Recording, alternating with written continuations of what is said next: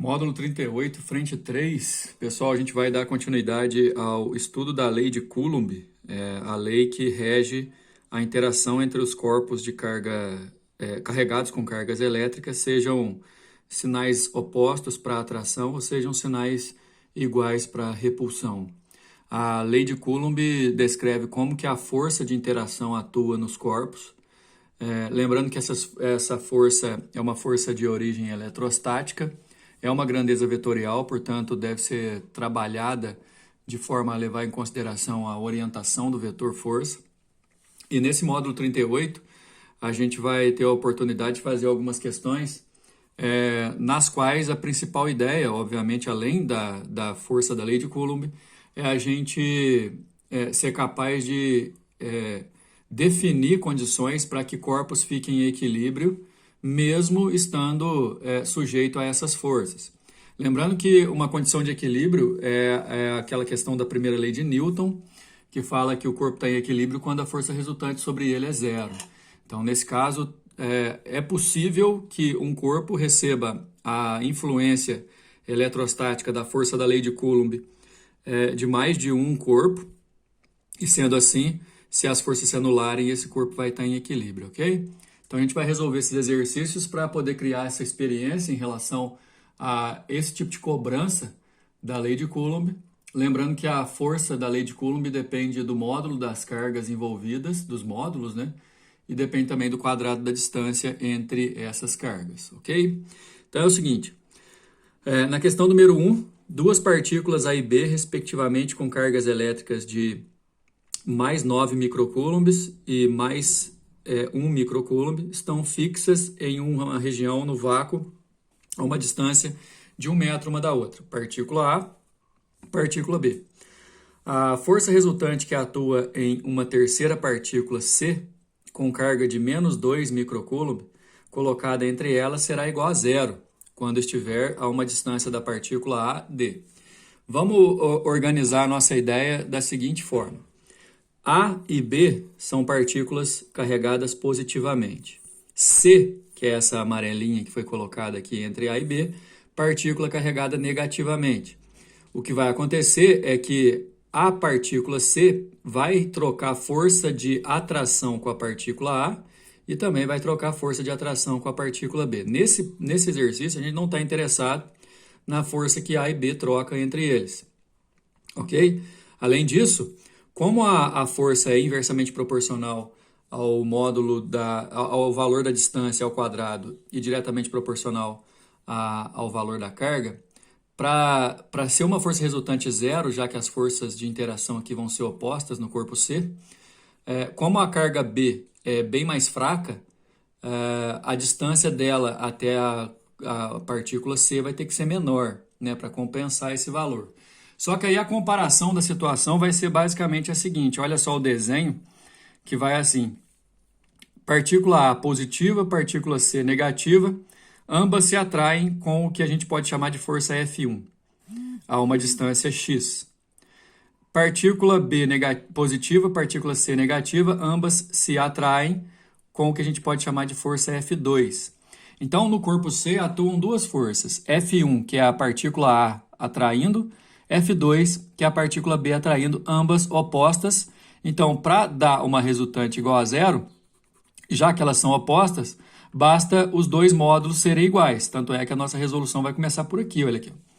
Dizendo que F1 e F2 têm mesmo módulo, já que são opostas, para poder dar uma resultante zero. O detalhe é que a distância de A até B sendo 1, eu não conheço a distância de A até C e de B até C, então eu introduzo novas incógnitas, x e y, mas levando em consideração que x mais y tem que dar 1 metro. Aí o detalhe é o seguinte, ó, a força F1 é a da lei de Coulomb, é a constante carga A vezes carga C dividido por distância de A até C ao quadrado.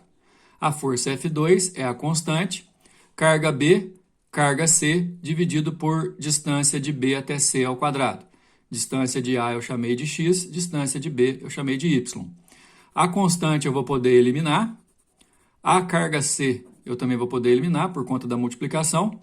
Carga A vale 9 microcoulombs, mas eu não preciso transformar esse micro aqui, porque já que eu vou usar a carga B também em micro, aí eu posso trabalhar com a igualdade só com o número mesmo. Carga A 9, carga B 1, distância de A x ao quadrado, distância de B y ao quadrado.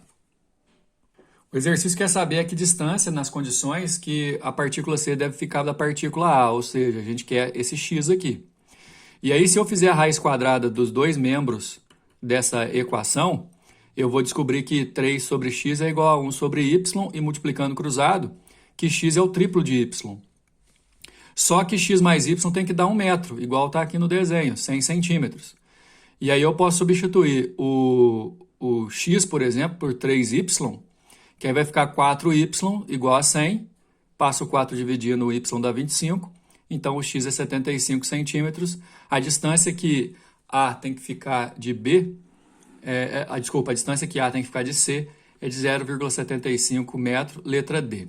Dava para a gente raciocinar da seguinte maneira: como A é 9 vezes maior que o B, e a distância é ao quadrado, a distância de A, para compensar o fato de ser maior, para igualar a força, a distância de A também tinha que ser 3 ao quadrado, né, para igualar esse 9 vezes.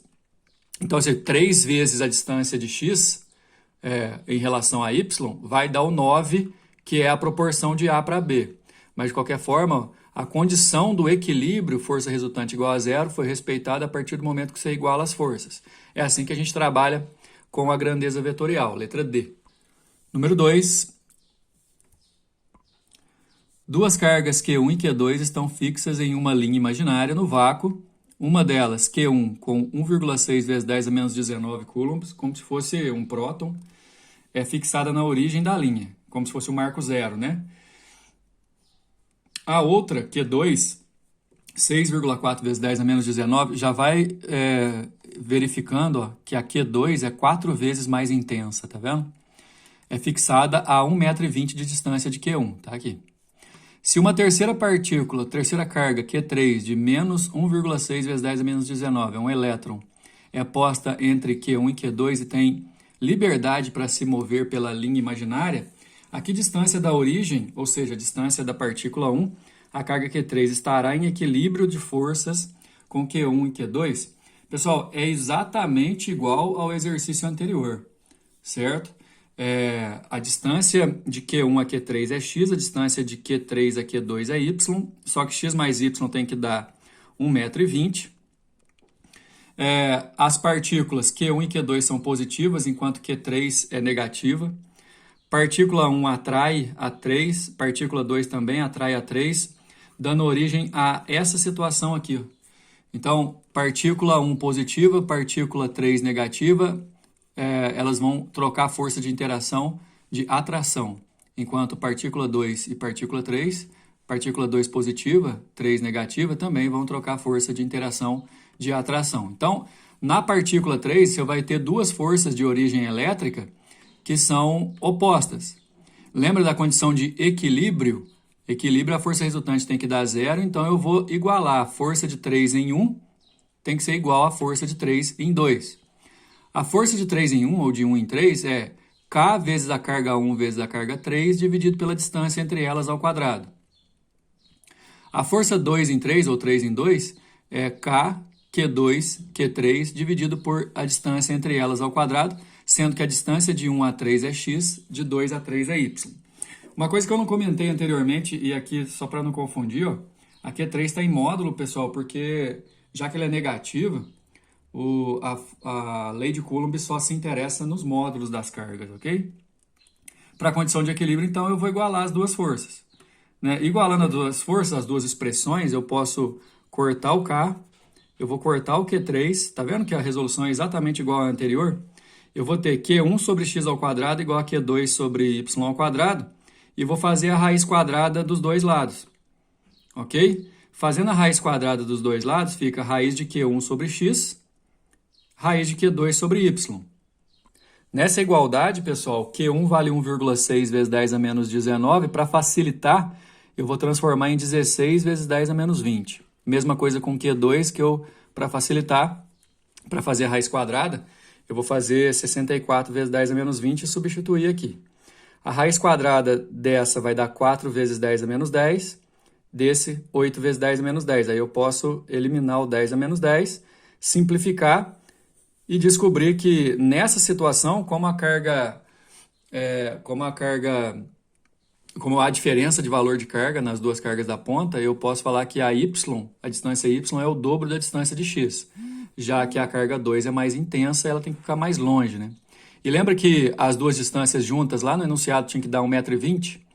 E aí no lugar do no lugar do y eu coloco 2x para dar 3x igual a 1,20 m.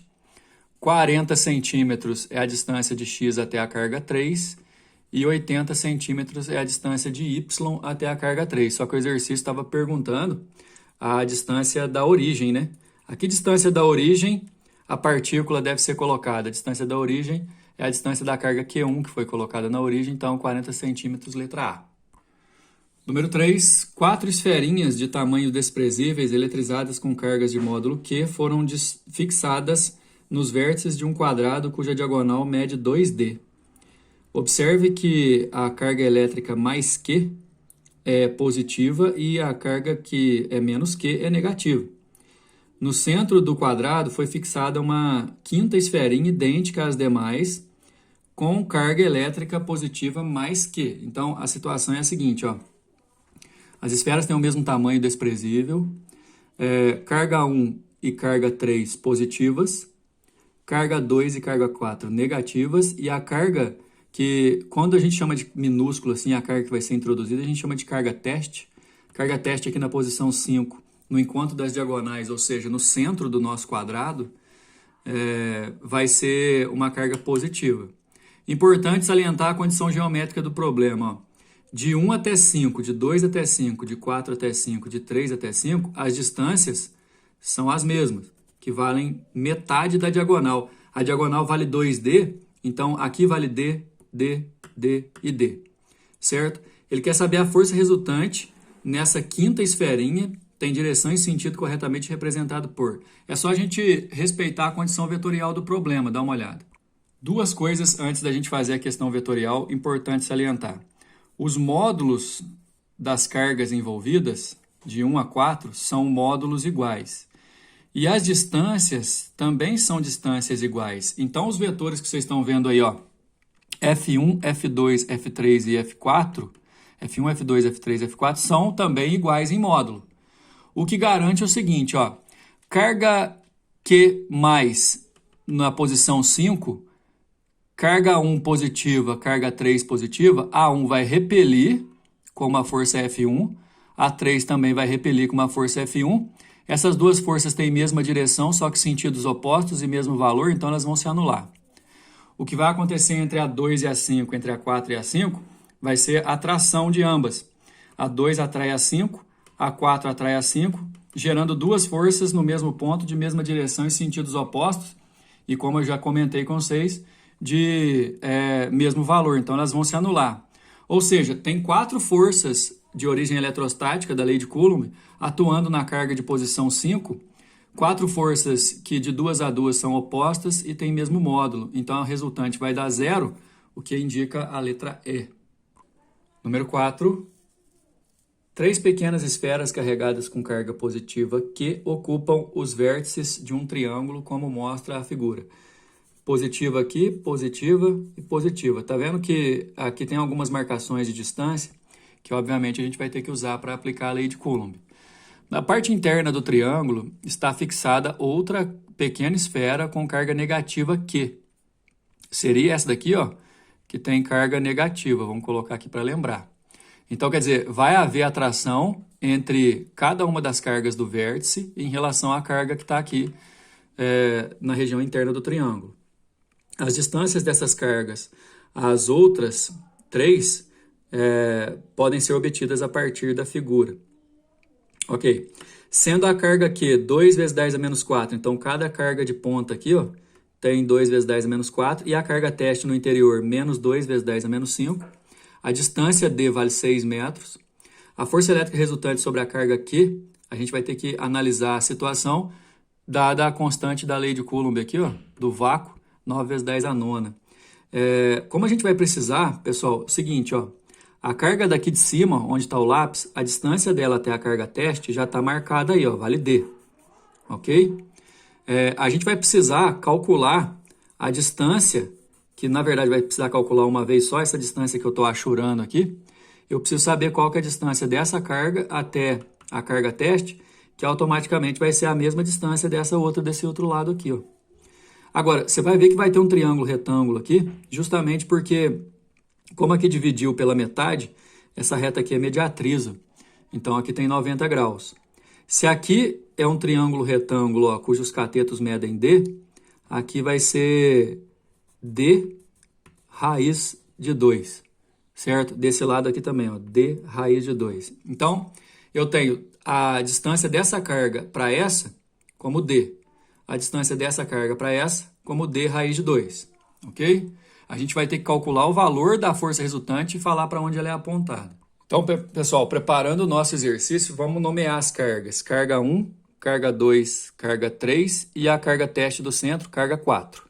Aqui já estão distribuídas as distâncias, ó. Aqui vale D, essa aqui 6 raiz de 2, 6 raiz de 2, porque o D, na verdade, vale 6. O exercício forneceu para a gente aí, ok? Bom, F1 é a força que a carga 1 vai fazer na carga teste, que é de atração. F2, a força que a 2 faz. F3, a força que a 3 faz, que são forças de atração. O outro detalhe que eu queria chamar a atenção é que esse triângulo aqui, ó, que ao mesmo tempo ele é retângulo, ele também vai ser isósceles, né? Então, aqui e aqui eu tenho dois ângulos de 45. Então, F1 e F2 formam um ângulo de 90 graus entre si. A força F1, por exemplo, e a força F2, a F3, todas elas vão ser calculadas baseadas na lei de Coulomb, levando em consideração a constante, as cargas e a distância ao quadrado. Em todos os cálculos de força, F1, F2 e F3, a gente vai usar a carga teste, que vale Qzinho igual a menos 2 vezes 10 a menos 5. No caso da F1, eu vou usar... lembra que a F1 é a carga da esquerda embaixo, né? Ela vale 2 vezes 10 a menos 4. A constante é 9 vezes 10 a nona, a carga Q, 2 vezes 10 a menos 4, e a carga Qzinho, 2 vezes 10 a menos 5. No caso, é o módulo que a gente usa. E a distância entre elas é aquele 6 raiz de 2, só que a distância é ao quadrado. Resolvendo esse processo aqui, ó, a gente vai achar que a força F1 vale 5 newtons. Só que lembra que a carga 2 fica à mesma distância? Então, a força 2 também é 0,5 newtons. A força F3 ela fica um pouco mais perto, a distância dela não é 6 raiz de 2, é só 6. Então, vou ter que fazer o cálculo de novo. Nesse caso, eu vou resolver exatamente da mesma forma. A carga Q3 lá no vértice superior do triângulo vale 2 vezes 10 menos 4 do mesmo jeito e tal. Resolvendo, ela vai dar 1 newton. Nesse caso, pessoal, lembra do desenho que ficou lá na carga Q do início da resolução. Esse desenho aqui, ó. A força F1 vale meio newton, a força F2 vale meio newton e a força F3 vale 1 newton que a gente acabou de calcular. Nesse caso, eu vou fazer primeiro a resultante entre a força 1 e a força 2. E aí a resultante entre a força 1 e a força 2, se eu fizer aqui, ó, deixa eu fazer um pouco mais forte, se eu projetar as paralelas, vai dar uma força aqui para baixo, ó. Eu vou fazer a resultante entre 1 e 2 e o resultado dela eu vou subtrair do 3, ok?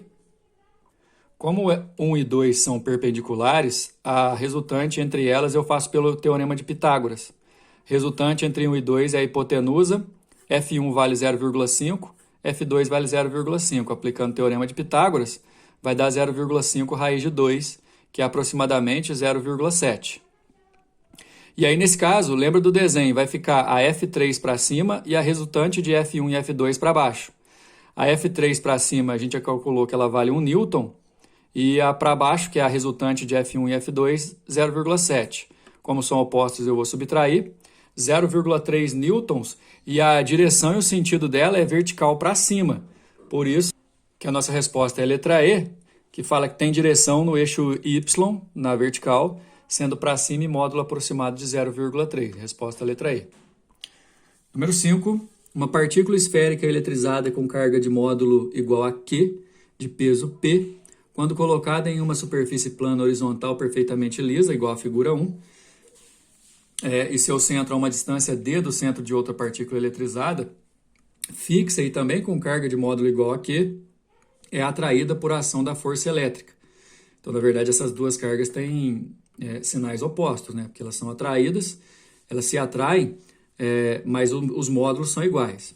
Sabe-se que a constante eletrostática do meio vale K e o módulo da aceleração da gravidade G. Tá dando G, peso, pessoal, porque justamente o que vai acontecer na figura 2, olha só. Determine a nova distância d' entre os centros das partículas nesse mesma superfície, porém com ela agora inclinada de um ângulo, que aqui está chamando de θ, em relação ao plano horizontal, para que o sistema de cargas permaneça em equilíbrio estático. Então, inclinando essa superfície, pessoal, vai continuar existindo a força elétrica. Nessa carga de cima aqui, a gente não vai precisar ficar de muito detalhe, porque ela está fixa, realmente ela não vai descer. Agora, essa aqui, ó, como ela está livre, e está uma superfície perfeitamente lisa e tal, a gente tem que lembrar que existe uma tendência aqui, ó, não tem atrito, mas existe uma tendência do plano inclinado dessa partícula descer. Essa aqui, ó, que é uma componente do peso, quando a gente estudou plano inclinado lá no primeiro ano e já fez a revisão esse ano, a gente chama isso aqui de Px, que é o peso vezes o seno desse ângulo aqui. A apostila de vocês costuma chamar esse Px de PT, mas é exatamente a mesma coisa, ok? O detalhe é o seguinte, ó. Se eu estou trabalhando com a ideia de equilíbrio, a força elétrica nessa situação tem que igualar o PT aqui no desenho, ou Px, como a gente costuma dizer. Mas como eu estou interessado nessa distância, que eu vou chamar de d', né, eu vou ter que fazer a seguinte situação. Chamando essa, e já pegando no desenho original, essa distância aqui total vale A maiúsculo, né, ele está dando ali. Essa distância aqui, ó, vale A minúsculo, ok? Passando a paralela em relação ao chão aqui, da onde está a partícula, ó, eu também vou achar o mesmo ângulo, ok?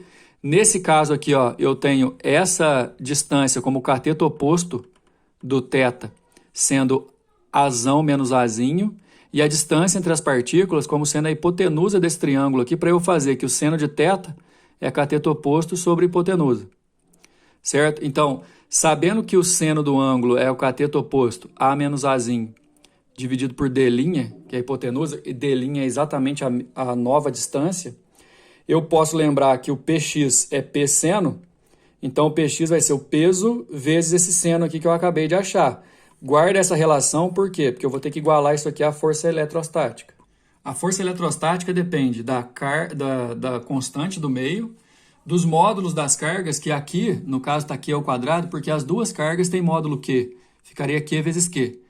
E a distância nova ao quadrado. Para a condição de equilíbrio, como eu disse desde o começo, o Px tem que ser igual a essa força aqui. O Px é peso vezes seno do ângulo de inclinação e a força é Kq vezes Q sobre d' ao quadrado. Nesse caso, pessoal, o que a gente vai poder fazer? Ó? Um dos d' eu vou poder cortar porque aqui está ao quadrado. E vou passar o d' para lá e o peso vezes Azão menos Azinho para cá dividindo. Aí eu acho exatamente a nova distância, que é a resposta da letra B. Beleza? Terminamos aqui. Na próxima aula, campo elétrico. Até a próxima.